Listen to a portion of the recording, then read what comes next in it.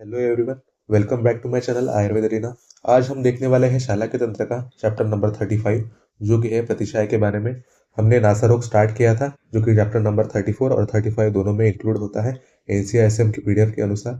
तो आज हम प्रतिशाय और दुष्ट प्रतिशाय ये दो टॉपिक कवर करने वाले हैं आज की वीडियो में। उससे पहले आप आयुर्वेद अरीना को जरूर सब्सक्राइब कर लीजिएगा। चलिए स्टार्ट करते हैं। तो आइए सबसे पहले देखते हैं प्रतिशाय के बारे में। तो प्रतिशाय की जनरल डेफिनेशन हम कैसे देख सकते हैं। तो प्रतिशाय ये दो शब्द जब मिलाकर प्रतिशाय बनता है। तो प्रति और शाय यहाँ पर देखने को मिलता है।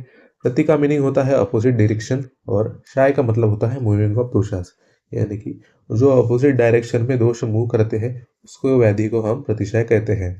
वही इसका जो एक्सप्लेनेशन आता है, kaphadi doshas are eliminated out through the nose continuously is known as pratishaya, यानी कि जो नासा मार्ग रहता है वहाँ पर कफ आदि दोष उत्कृष्ट होकर बहने लगते हैं या फिर बाहर निकलते हैं, उसी को हम प्रतिशाय करते हैं। या इसकी जनरल डेफिनेशन हो गई। प्रतिशाय के अब हम हेतु देखने वाले हैं। तो उसमें सद्योजनक हेतु और छायादि कर्मजन्य हेतु दोनों देखते हैं। सद्योजनक जो हेतु रहते हैं वो तुरंत उत्पन्न करते हैं नासा रोग को। तो इसमें नारी संग, शिराभिता, dust and dirt due to cold exposure to hyperthermia and retention of the excreta, ये हमने पिछले वीडियो में भी देखा था सद्योजनक हेतु नासा रोग के। तो नासा रोग और प्रतिशाय कॉमनली एक ही तरह से हमें देखना पड़ता है उसको, क्योंकि सेपरेट ऐसा कुछ होता नहीं है। प्रतिशाय के बारे में ही आचार्य सुश्रुत ने सब कुछ बताया है, तो उसको हम नासा रोग में ही कंसिडर करते हैं, यानी कि जनरल नासा रोग का हेतु रहता है वही उसको कोरिलेट करते हैं। तो सद्योजनक हेतु में आता है प्रतिशाय के नारी संग, यानी कि जो एक्सेसिव हम इंटरकोर्स बोलते हैं। शिराभिता यानी कि जो वेन्स रहते हैं उसमें उष्णता बढ़ जाना। डस्ट एंड डर्ट में एक्सपोजर होना due to cold exposure to hyperthermia, यानी कि बहुत तापमान में हमें जाना या फिर बहुत शीतल तापमान में जो रहता है उसको एक्सपोज होना। रिटेंशन ऑफ द एक्सक्रीटा, यानी कि जो मलवेग का धारण होता है वो करना। दूसरा हम देखते हैं वो है छायादि कर्मजन्य हेतु, यानी कि ऐसे हेतु जो तुरंत उत्पन्न नहीं करते नासा रोग को, बल्कि एक क्रोनिक स्टेज में आकर उत्पन्न कराते हैं। तो इसमें वातात्मक दोष और जो रक्त रहता है वो अक्यूमुलेट हो जाता है ब्रेन में, यानी कि मस्तिष्क में चले जाते हैं और धीरे धीरे एग्रीवेट हो जाते हैं, जिससे प्रतिशाय उत्पन्न हो जाता है। तो ये हो गया सद्योजनक हेतु और छायादि कर्मजन्य हेतु जो कि प्रतिशाय में आते हैं। प्रतिशाय के पूर्व रूप अब हम देखने वाले हैं। तो इसमें शिरोगुरुता, शवथु, अंगमर्द, परिहृष्टा रोमाता, यानी कि हॉरिपिलेशन और उपद्रव जो आते हैं उसमें वो है ज्वर और अरोचक देखने को मिलते हैं। शिरोगुरुता यानी कि मस्तिष्क का भारीपन लगना। शवथु यानी कि एक्सेसिव सलाइवेशन। अंगमर्द यानी कि फुल बॉडी है या फिर बॉडी पेन। परिहृष्टा रोमता यानी कि हॉरिपिलेशन, यानी कि बालों का खड़े हो जाना, जो कि रोमकूप रहते हैं उसका इरेक्ट हो जाना। उपद्रव जो आता है इसमें उसमें ज्वर आता है और रोचक आता है, यानी कि टेस्टलेसनेस हमें देखने को मिलते हैं, जो कि प्रतिशाय के पूर्व रूप में ये सब आते हैं। अब हम देखने वाले हैं वो है प्रतिशाय की संप्राप्ति के बारे में। तो प्रतिशाय की संप्राप्ति कैसी होती है। तो तीनों आचरण ने इनकी संप्राप्ति में जो आश्रय बताया है वो अलग अलग बताया है। तो सबसे पहले वात, पित्त और कफ, ये तीनों दोष रक्त के साथ मिलकर कहाँ पर अक्यूमुलेट होते हैं। तो शिर, नासा और घ्राणमूल, ये तीनों में से एक में वो अक्यूमुलेट हो सकते हैं विविध आचार्य अनुसार। तो शिर किसने बोला है तो आचार्य सुश्रुत ने बोला है। नासा किसने बोला है तो अष्टांग हृदयकर ने बोला है। और घ्राणमूल जो है वो आचार्य चरक ने कहा है, ऐसा देखने को मिलता है। तो यहाँ पर तीनों लोकेशन अलग अलग देखने को मिलते हैं विविध आचार्य अनुसार, लेकिन हम शल्य और शल्यक के लिए आचार्य सुश्रुत का ही फॉलो करते हैं। तो यहाँ पर हम शिर को इम्पोर्टेंस देंगे। दूसरा हम प्रतिशाय देखने वाले हैं तो नासा को ही इसमें इम्पोर्टेंस देंगे, जो कि आचार्य वाग्भट ने बताया है। घ्राणमूल भी हम कह सकते हैं जो आपके आचार्य चरक ने कहा है। ये तीनों याद रखिएगा क्योंकि ये एमसीक्यू में आता है। Due to various etiological factors ये सब अक्यूमुलेट हो जाते हैं शिर, नासा और घ्राणमूल में।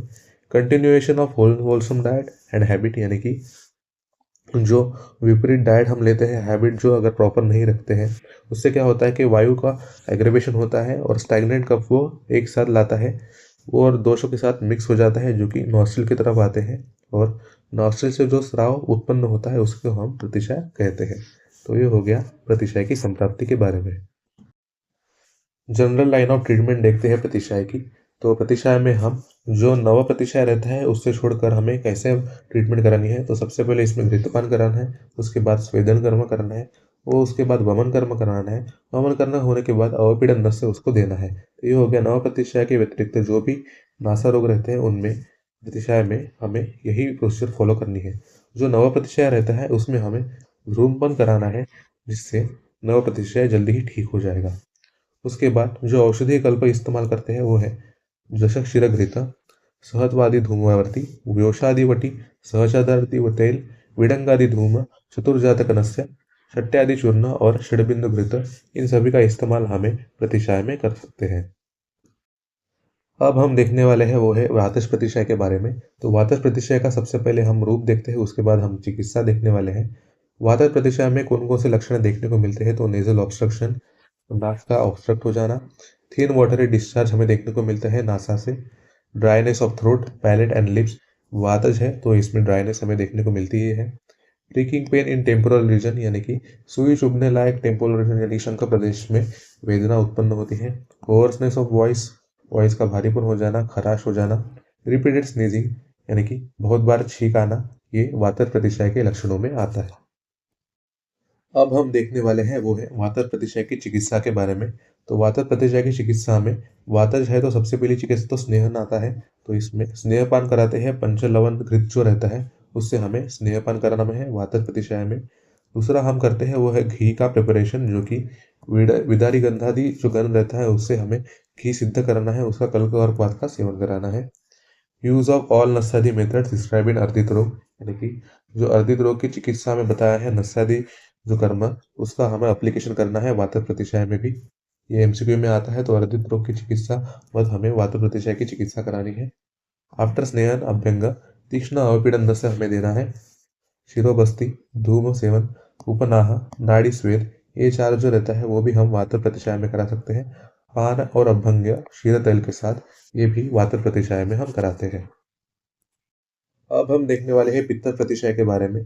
तो पित्त प्रतिशय में कौन कौन से लक्षण हमें देखने को मिलते हैं, तो हॉट येलोइश डिस्चार्ज, जो पीताब जो रहता है डिस्चार्ज उसमें हमें नासागत देखने को मिलता है। पेशेंट सफरिंग फ्रॉम पांडु वर्ण, संताप और तृष्णा, पेशेंट का वर्ण पांडु हो जाता है, संताप उसको आता है, तृष्णा से वो पीड़ित रहता है। सडन रिलीज ऑफ फ्यूम्स, यानी कि उसको ये फीलिंग आती है कि उसमें से धुआं निकल रहा है, बर्निंग सेंसेशन निकल रहा है माउथ और नोज से, उसको ज्वर आता है और inflammation of the top of the nose, उस पर नासा का दाह उत्पन्न होता है। ये सब पित्त प्रतिशय में हमें देखने को मिलता है। अब हम देखते हैं पित्त प्रतिशय की चिकित्सा के बारे में। तो पित्त प्रतिशय की चिकित्सा में हमें क्या करना है, तो घृतपान कराना है, परिषेक कराना है, लेप का एप्लीकेशन कराना है, विरेचन कराना है, नस्य कराना है और शिरोविरेचन भी कराना है।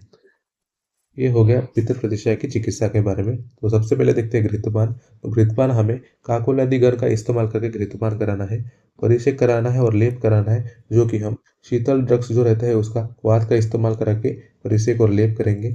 विरेचन का हमें कराना है, जो कि यष्टि मधु आदि जो मधुर द्रव्य रहते हैं उसका हमें विरेचन कराना है। धावादि तेल, नस्य और भृंगराज स्वरस, इससे हमें नस्य कराना है। शिरोविरेचन नस्य, इसका भी इस्तेमाल हम पित्त प्रतिशय में कर सकते हैं। अब हम देखने वाले हैं वो है कफश प्रतिशय के लक्षणों के बारे में। तो कफश प्रतिशय में कौन कौन से लक्षण देखने को मिलते हैं। फर्स्ट इसमें आता है cold and white discharge from the nose, शीतल और जो रहता है व्हाइट डिस्चार्ज देखने को मिलता है।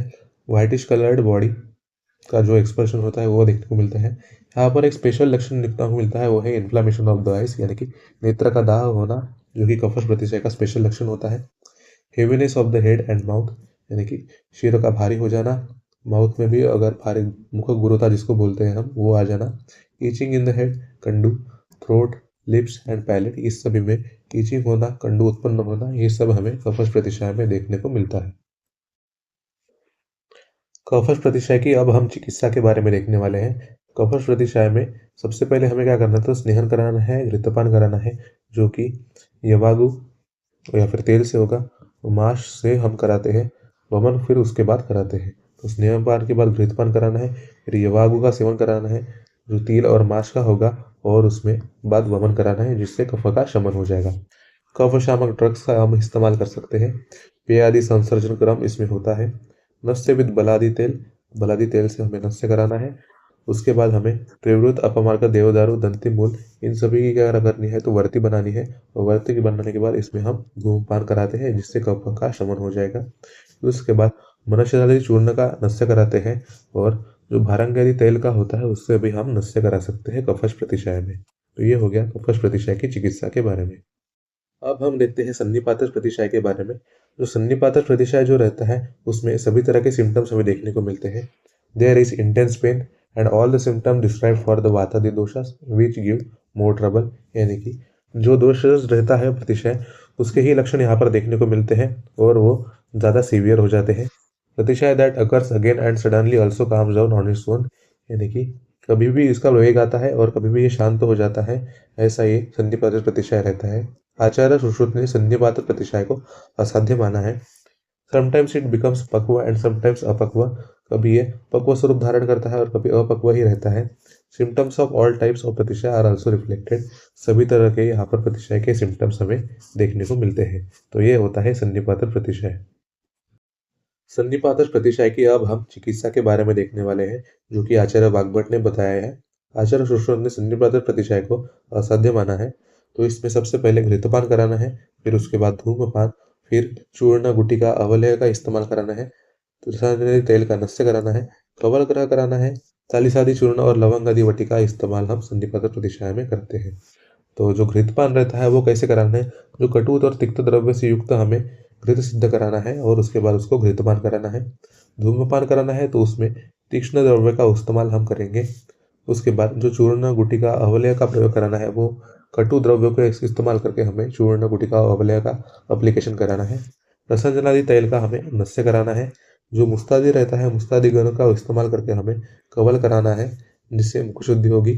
चालीसादी चूर्ण लवंग आदि वटी का इस्तेमाल हम औषध के तौर पर कर सकते हैं। ये हो गया सन्निपातः प्रतिशय की चिकित्सा के बारे में। उसके बाद जो रहता है रक्तश प्रतिशय, उसके बारे में हम देखते हैं। तो रक्तश प्रतिशय का लक्षणों में सबसे पहला आता है रक्तवर्णीय स्राव, जो कि नासा से उत्पन्न होता है। दूसरा इसमें आता है आइज रिजेबल ताम्रवर्ण, ताम्रवर्ण का हो जाते हैं नेत्र। तीसरा इसमें आता है गंधनाश, या फिर जो बैड स्मेल आता है श्वास और मुख से उसको देखने को मिलता है। एक तो यह गंधनाश होता है, या फिर जो विकृत गंध आता है श्वास और मुख से वो हमें देखने को मिलता है। मैगोट फाइंड्स इन नासा स्निग्ध और सूक्ष्म, यानी कि नासा में कुरुमी की उत्पत्ति हो जाता है जो कि श्वेत स्निग्ध और सूक्ष्म रहते हैं। लक्षण ऑफ कृमिजन्य शिरोरोग, कृमिजन्य शिरोरोग में जो भी लक्षण देखने को मिलते हैं वहां पर हम रक्तश प्रतिशय में देखने को मिलते हैं। तो ये याद रखिएगा, एमसीक्यू में ऐसे ही आते हैं क्वेश्चन, जो कि कृमिजन्य शिरोरोग में रक्तश प्रतिशय के समान हमें लक्षण देखने को मिलते हैं। रक्तश प्रतिशय की चिकित्सा अब हम देखने वाले हैं। तो यहाँ पर रक्तश प्रतिशय की चिकित्सा साधारणतः हम पित्तश प्रतिशय के बारे जो भी रहता है उसके हिसाब से ही कराते हैं। तो घृतपान कराते हैं काकोलादि गणों के साथ। उसके बाद लेह और शीतल परिषेक जो रहता है उससे हम शीतल द्रव्यों का इस्तेमाल कराते हैं। धावादी तैल का नस्य हमें इसमें देना है और पित्त प्रतिशय व चिकित्सा हमें करानी है रक्तश प्रतिशय में। ये हो गया रक्तश प्रतिशय की चिकित्सा के बारे में। प्रतिशय के टाइप्स तो हमने देख लिए हैं। अब हम देखने वाले हैं वो है दुष्ट प्रतिशय के बारे में। तो दुष्ट प्रतिशय को आचार्य वाग्भट जो रहता है उन्होंने व्यापक कहा है। दुष्ट प्रतिशय जो रहता है आचार्य चरक के अनुसार कैसे होता है ये अब हम देखने वाले हैं। तो आचार्य चरक ने ये बताया है कि जो प्रतिशय को नेग्लेक्ट करता है, यानी कि प्रतिशय के ऊपर नजरअंदाज करता है, उसके ऊपर उपचार नहीं करता, तो उससे दुष्ट प्रतिशय उत्पन्न होता है, जिसमें हमें नेजल ब्लॉकेज यूजुअली देखने को मिलता है। नासागत जो स्रोत रहता है उसका कंप्लीट ब्लॉकेज देखने को मिलता है। उसके साथ जो फॉलोइंग सिम्टम्स रहते हैं वो भी उत्पन्न होते हैं, जैसे कि नासा परिस्राव, नासा शोष और नासापाक। ये तीनों लक्षण देखने को मिलते हैं दुष्ट प्रतिशय में। उसके बाद क्या होता है कि जो पेशेंट रहता है उसका गंधक ज्ञान पूरा नष्ट हो जाता है, सेंस ऑफ स्मेल उसका चला जाता है। उसके मुख और नासा से फोल स्मेल आता है, जो कि प्रतिशय से ज़्यादातर पीड़ित रहने पर आ जाता है। When it is accompanied by all symptoms, it is called as दुष्ट प्रतिशय। यानी कि पहले तो उसका नेजल ब्लॉकेज हो जाएगा, उसके बाद नासा परिस्राव, नासा शोष, नासापाक ये उसमें देखने को मिलेगा। गंधन ध्यान उसका नष्ट हो जाएगा। उसके बाद उसके मुख और नासा से फोल स्मेल आ जाएगा और यूजुअली प्रतिशय से पीड़ित रहेगा। ये सभी सिम्टम्स जहाँ पर देखने को मिलते हैं उसको ये व्याधि को हम दुष्ट प्रतिशय कहते हैं, ऐसा आचार्य चरक का मानना है। अब हम देखने वाले हैं कि दुष्ट प्रतिशय के बारे में आचार्य सुश्रुत का क्या कहना है। तो आचार्य सुश्रुत ने बताया है इनकी सिम्टम्स, वो सबसे पहले देखते हैं। Nose sometimes dry and sometimes clogged, यानी कि नेजल ऑब्स्ट्रक्शन यहाँ पर देखने को मिल सकता है, या फिर नासा का शुष्कता हमें देखने को मिल सकता है। नॉस्ट्रिल्स आर समटाइम्स क्लोज और समटाइम्स ओपन। नासा का जो मार्ग रहता है कभी कभी क्लोज रहता है, कभी ओपन रहता है। Foul smell in a breath and exhalation, यानी कि एक विचित्र तरह का स्मेल आना ब्रेथ से और एक्सलेशन करते समय। सेंस ऑफ स्मेल डिस्ट्रॉय, गंधन ध्यान नष्ट हो जाना। When it is associated with above symptoms it is terms and दुष्ट प्रतिशय, यानी कि ये सभी सिम्टम्स हमें देखने को यहाँ पर मिलते हैं, वही दुष्ट प्रतिशय कहलाता है। इट इज कष्ट साध्य, दुष्ट प्रतिशय आचार्य सुश्रुत ने कष्ट साध्य बताया है। फेल्यूर टू काउंटरएक्ट और neglecting the pratishaya of all types give rise to dushta pratishaya. यहाँ पर आचार्य सुश्रुत ने ही आचार्य चरक के अनुसार ही कहा है कि अगर हमें काउंटर रिएक्ट करने से फेलियर हो गया या फिर उसको नेग्लेक्ट कर लिया, उपचार हमने प्रतिशय पर नहीं किया, तो वो सब दुष्ट प्रतिशय के रूप में उभर आता है, ऐसा आचार्य सुश्रुत का मानना है। जब हम दुष्ट प्रतिशय की चिकित्सा नहीं करते तो उसमें बाधिर्य, अंधता, सीवियर नेत्र रोग और कास अग्निमांद्य शोफ, ये सभी हमें देखने को मिल सकता है, जो कि दुष्ट प्रतिशय के लक्षणों के साथ साथ बाधिर्य, अंधता, सीवियर नेत्र रोग और कास अग्निमांद्य शोफ ये सभी देखने को मिलता है। नासा रोग में ये सारे जो डिसीज रहे ये इंक्लूड नहीं होते हैं, तो इसमें एक्स्ट्रा बाधिर्य, अंधता, सीवियर नेत्र रोग, कास अग्निमांद्य और शोफ ये सब चीजें आ जाती है। अब हम देखने वाले हैं दुष्ट प्रतिशय की चिकित्सा के बारे में। तो दुष्ट प्रतिशय में हम स्नेहपान कराते हैं, औपीडनस्य कराते हैं, घृतपान कराते हैं और भी कुछ चिकित्सा कराते हैं, वो नेक्स्ट स्लाइड में हम देखने वाले हैं। सबसे पहले देखते हैं स्नेहपान के बारे में। स्नेहपान इज परफॉर्म विद घृत प्रोसेस विद, यानी कि हमें एक घृत सिद्ध करना है द्रव्यों के साथ, उसका हमें स्नेहपान कराना है, जो कि त्रिकटु, चित्रक, यवक्षार, बीजक, विडंग और जो रहता है जांगल मांस रस और मधु के साथ उसको मिक्स करना है। उससे हमें एक घृत सिद्ध करना है और उसका स्नेहपान हमें पेशेंट को कराना है। दूसरा हमें कराना है अवपीड़न नस्य। अवपीड़न नस्य हम किसके साथ करेंगे, तो सुरसादि गण द्रव्य जो रहते हैं, विडंग, क्वाथ, अपमार्ग तैल, गोमूत्र, इन सभी का हमें मिक्सचर कराना है और उससे हमें अवपीड़न नस्य देना है। उसके बाद अगर नेजल प्लेसेस क्लीन रहा या फिर patient is submitted again to snehan और विरेचन करा, तो उसके बाद हमें घृतपान कराना है, जो कि मुस्तादि द्रव्यों के साथ युक्त हो जाएगा। उसके बाद जो चिकित्सा हमें दुष्ट प्रतिशय की करानी है उसमें हम निरोग या फिर अनुवासन बस्ती देंगे।